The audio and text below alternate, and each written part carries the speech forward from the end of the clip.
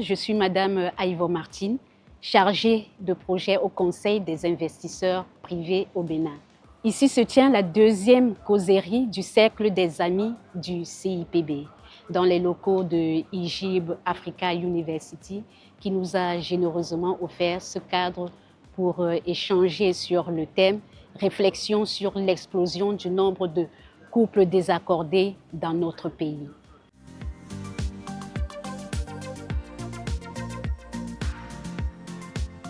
Alors, ce thème, parce qu'au CIPB, nous nous sommes rendus compte que de nombreux couples aujourd'hui ont des divergences de vues, de fonctionnement, et c'est difficile parfois de vivre ensemble.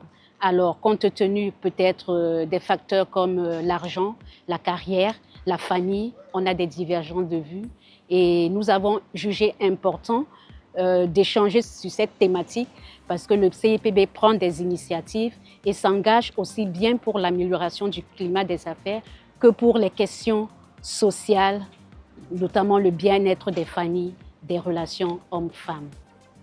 Le thème donc, que j'avais choisi suit un fil assez régulier, c'est-à-dire tout d'abord j'ai réfléchi aux problèmes posés par les questions de genre et sexe dans nos sociétés, donc cette notion de genre qui nous est imposée par les pays du Nord et qui ne correspond pas du tout à nos traditions, à notre culture, à nos racines.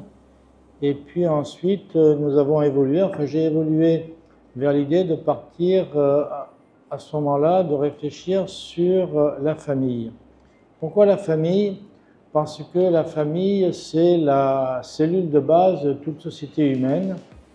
Et lorsque vous prenez des historiens, des démographes, des sociologues, des ethnologues qui vraiment veulent réfléchir dans la longue durée, qui est finalement la seule valable, ce qu'ils disent, c'est que la famille va déterminer l'avenir des sociétés d'une certaine façon. En particulier, lorsque vous avez un certain type de famille, il en sortira automatiquement un certain type de société.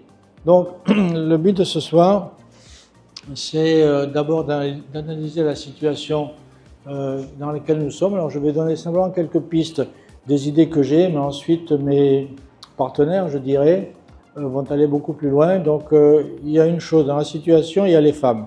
Alors, le problème des femmes, c'est celui, bien entendu, c'est un problème qui n'est pas différent de celui des femmes des pays occidentaux. C'est la même chose.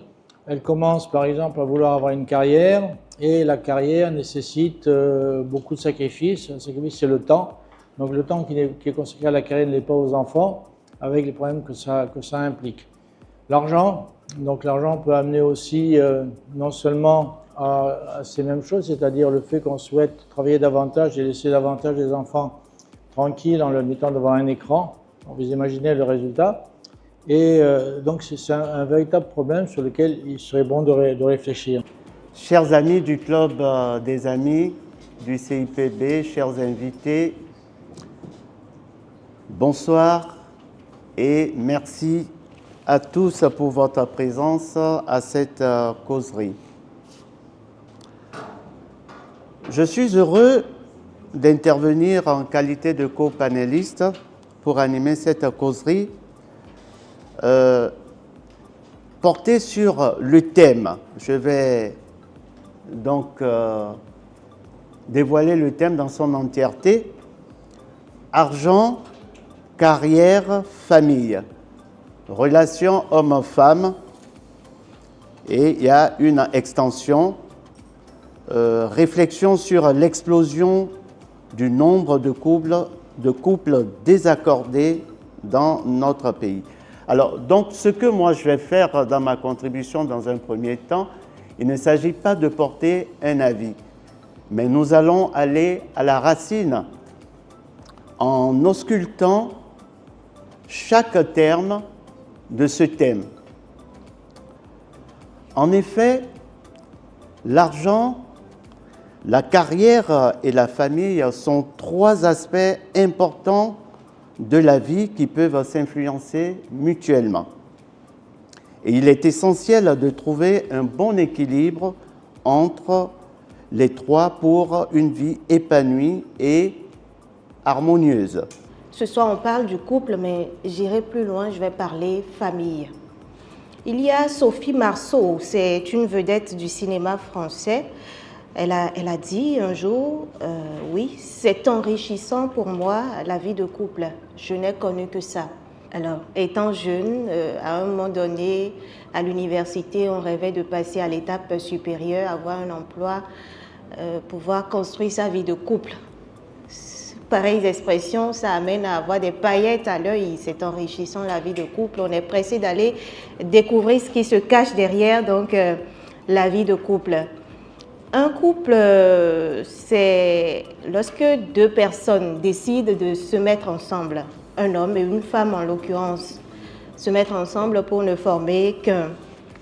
Et ils décident de se mettre ensemble, amenant leurs différences, étant individus d'abord en premier, chacun ayant sa personnalité.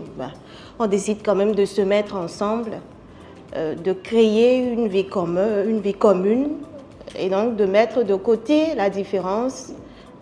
On conçoit des projets de vie, on se dit oui, on aura des enfants et on va éduquer ces enfants-là. On va pouvoir les éduquer. Ainsi, chacun vient avec sa personnalité, son individualité et on crée l'espace commun avec l'autre. Les projets de vie, les enfants, la maternité pour la femme. Et donc, de là naît la notion de couple accordé. Parce que les projets de vie, on va dans un seul sens. Et là, on parle de couple accordé. Mais aujourd'hui, le désaccord s'observe. Parce que, je le disais, il y a beaucoup plus de familles monoparentales. Également, on observe au sein de certains ménages une domination à sens unique, c'est-à-dire l'un des membres qui fait preuve de violence sur l'autre.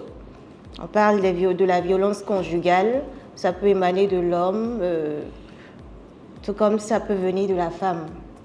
Voilà, il ne faut pas faire peser la balance d'un seul côté. Il y a des hommes aussi victimes de violences conjugales. Quand on décide de se mettre ensemble, on forme le couple, ça fait appel à la notion de famille. Ce que nous observons aujourd'hui, pour moi, est un processus. Nous sommes venus de quelque part.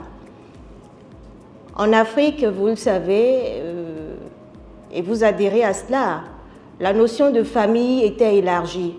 Et quand on parle de famille élargie, ça fait appel à la cohabitation de plusieurs générations.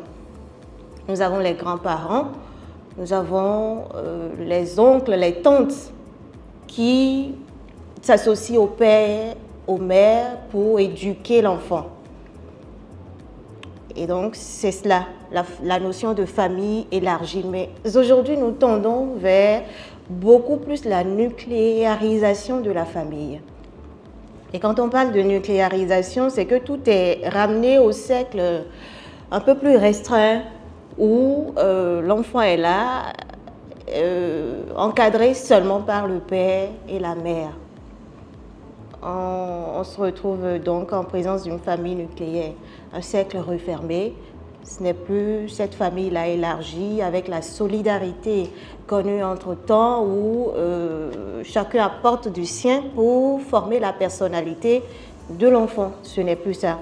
Nous sommes passés à autre chose. Et quelles en sont les causes de cette situation?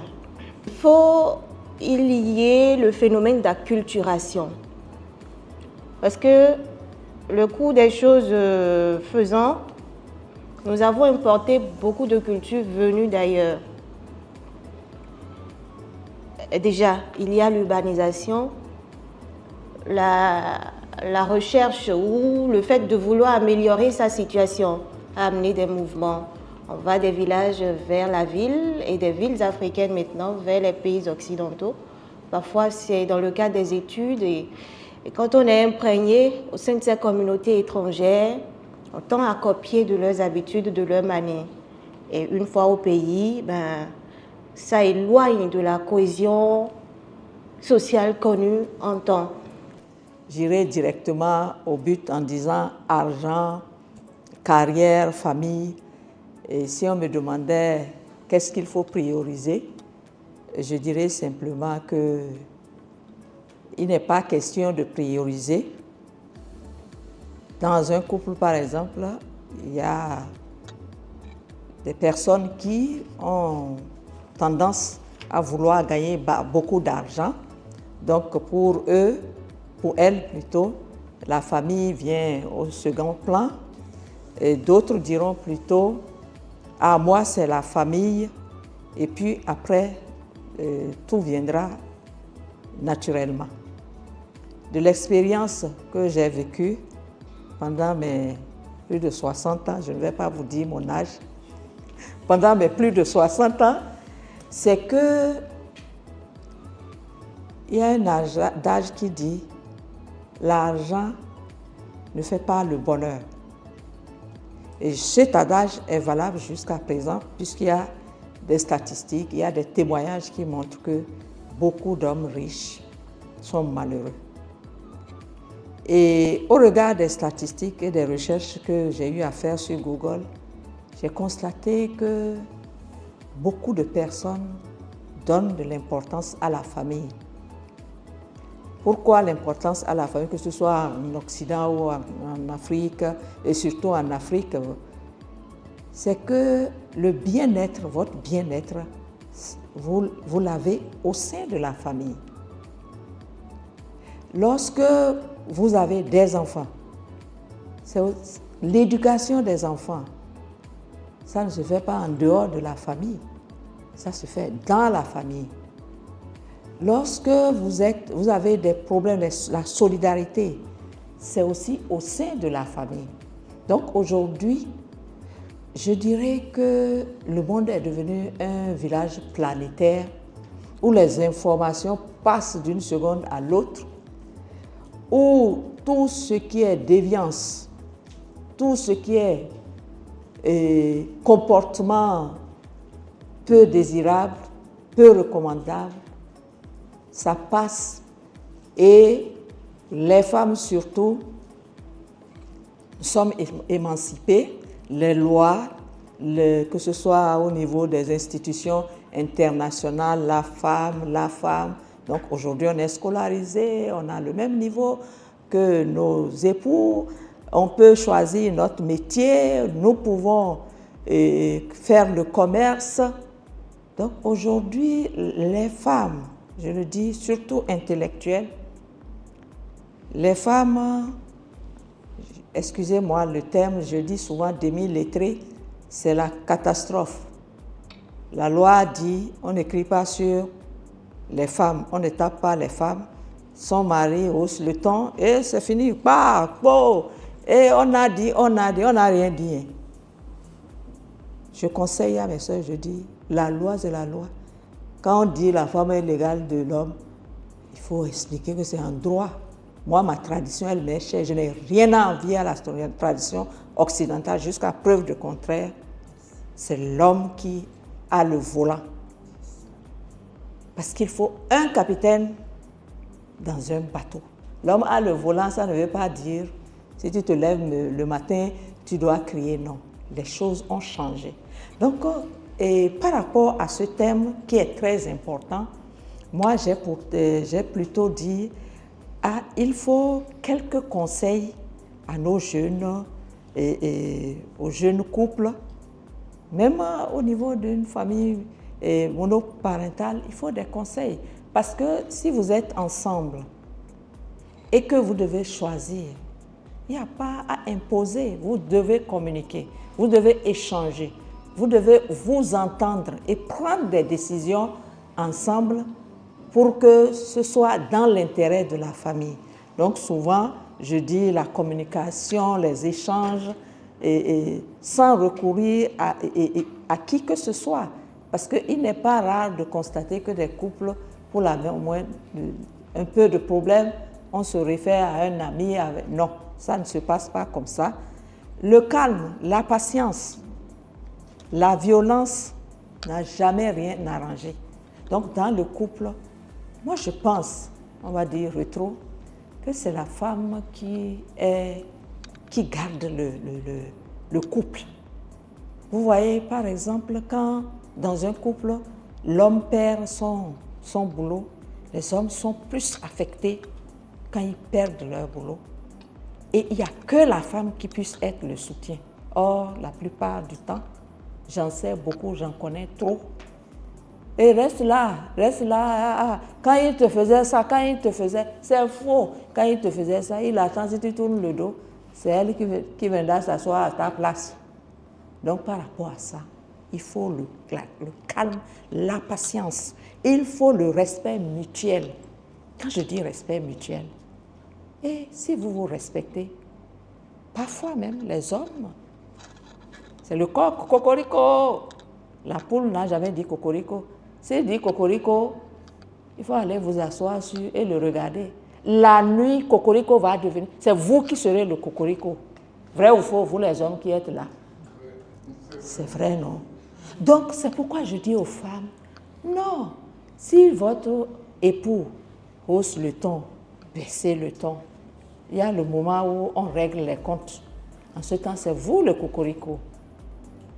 Et ça donne l'harmonie. Il faut que les femmes et les hommes apprennent à faire vivre leur couple. Vous voyez des petites taquineries, si on peut ainsi dire.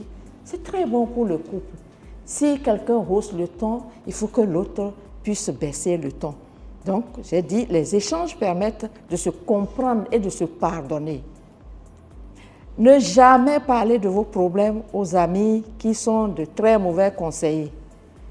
Je n'oublie pas de dire, soignez vos looks. Je parle des femmes. Soignez vos looks. Vous pouvez avoir 70 ans, faites ce qu'il faut. Parce que parfois, c'est la nature qui nous a fait comme ça. La maternité vous déforme. Même déformé, vous pouvez plaire. Parce qu'il s'agit, dans ce cas-là, de maintenir son foyer. Donc, en conclusion, par rapport à argent, carrière et famille, moi je conseille de prioriser la famille. Avec une bonne carrière, vous pouvez avoir de l'argent. Et si vous avez l'argent, vous pouvez mener une vie décente. J'ai un de mes anciens professeurs qui me disait que la femme, il essaie de définir la femme. Alors je vais vous apporter cela ce soir. La femme, c'est faible, émancipée qui maintient le monde en équilibre. La femme, faible, émancipée qui maintient le monde en équilibre, c'est pour dire que la femme a tout le pouvoir. Donc c'est pour dire que le poids de la femme dans nos foyers est tellement fort. Mais malheureusement, nos femmes veulent quitter les couloirs. Elles veulent revenir vers le couloir. Elles veulent nous remplacer. Non, restez dans vos couloirs parce que vous êtes très bien dans vos couloirs. Quand la femme, l'honorable a dit tout à l'heure, quand la femme est douce, elle est belle, elle reste là où elle est. Notre code n'a pas tenu compte de nos réalités coutumières.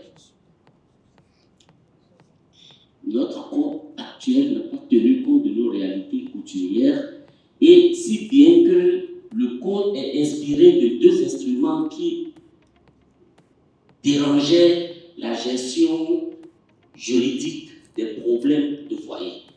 Les deux instruments, c'était le coutumier de Dahomey et la loi moderne. Vous voyez, la loi moderne héritée de la colonisation. Mais le code a plus pris en compte les dispositions de la loi moderne. Puisque dans le coutumier du Dahomey, il y avait des dispositions qui, selon l'appréciation, aujourd'hui, ça évolue. Et on est en train de constater que ce n'était pas autant mauvais ce qui se passait. Autant mauvais parce que, excusez le terme, le colonisateur, il arrivait au Bénin, ne voyait ça que de mauvais œil. Et il l'a implémenté dans ce sens pour imposer la loi moderne. Aujourd'hui, nous sommes en face d'une réalité qui met l'homme au respect de la femme, mais qui donne le pouvoir du choix du domicile à l'homme. Mais quand je fais mon choix, c'est dans les articles du Code des personnes et de la famille. C'est l'homme qui a le droit de choisir le domicile après le mariage. Je choisis le domicile et tu veux être le capitaine ou la capitaine. C'est une question qu'on doit se poser. Et en ce moment, on met en place des institutions, nous ne sommes pas contre, qui est l'Institut national pour la femme, mais qu'il ne faudrait surtout pas que ces responsables qu'elles se trompent de la mission qui leur est confiée. Parce que quand nous les écoutons aujourd'hui, on a tendance à croire que telle qu'elles se trompent, tel que nous nous trompons tous sur le thème droit de la femme, nous sommes en train de nous tromper sur la protection de la femme. Donc il faut revoir les contenus et qu'on essaye de nous adapter à nos réalités. Tout ce que vous avez dit tout à l'heure, c'est les fondamentaux. Si on les respecte, on a beaucoup de chances de nous en sortir.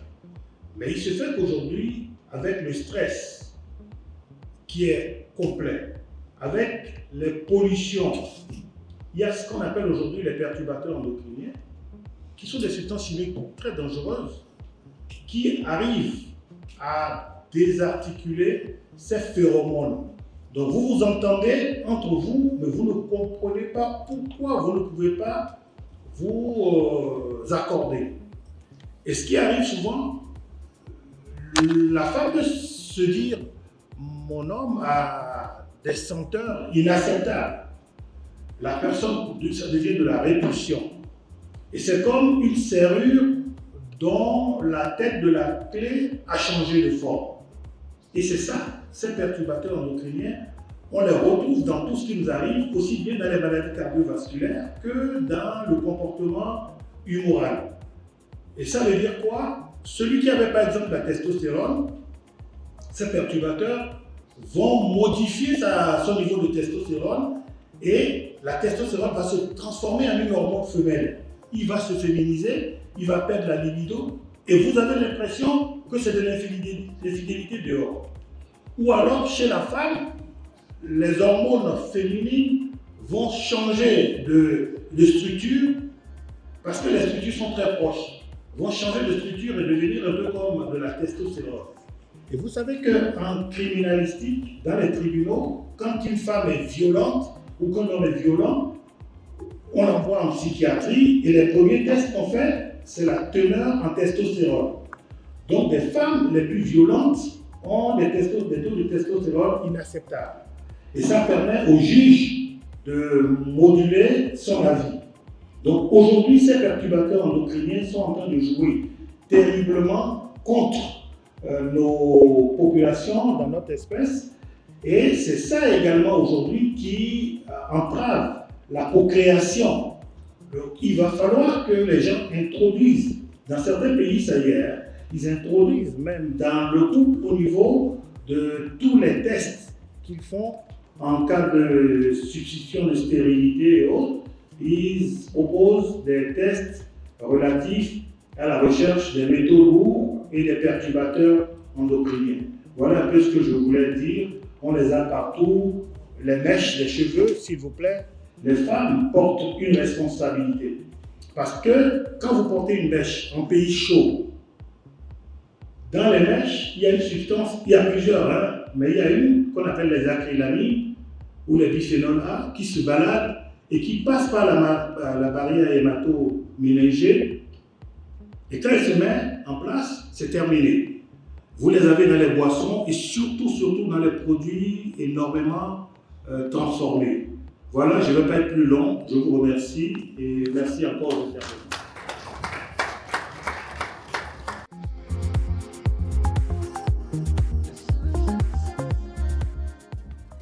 De tout ce qu'on a dit, ce qui a été retenu et les responsabilités ont été partagées, on s'est dit que l'argent ne doit pas être ce moteur-là qui va empiéter sur tout. Mais nous devons savoir faire l'harmonie des choses entre l'argent, et les carrières et la famille. Et dans les causeries, nous avons eu à dire que la femme doit nécessairement reconnaître l'homme comme le chef de la famille. Ça ne veut pas dire que l'homme est vraiment au-dessus de lui, mais c'est la femme qui organise tout.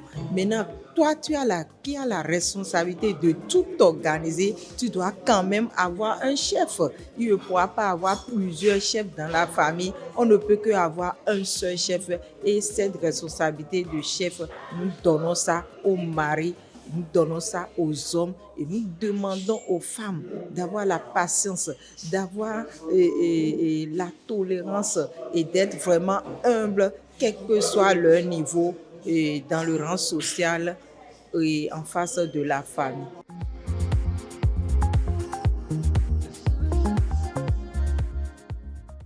L'objectif, c'est au moins écouter plusieurs intervenants qui sont du domaine, qui s'intéressent à la chose, pour comprendre mieux qu'est-ce qui se passe et pour quelles raisons tout d'un coup, depuis quelques années dans notre pays, de plus en plus de couples se désaccordent, se séparent, sont dans une relation d'hostilité, je dirais.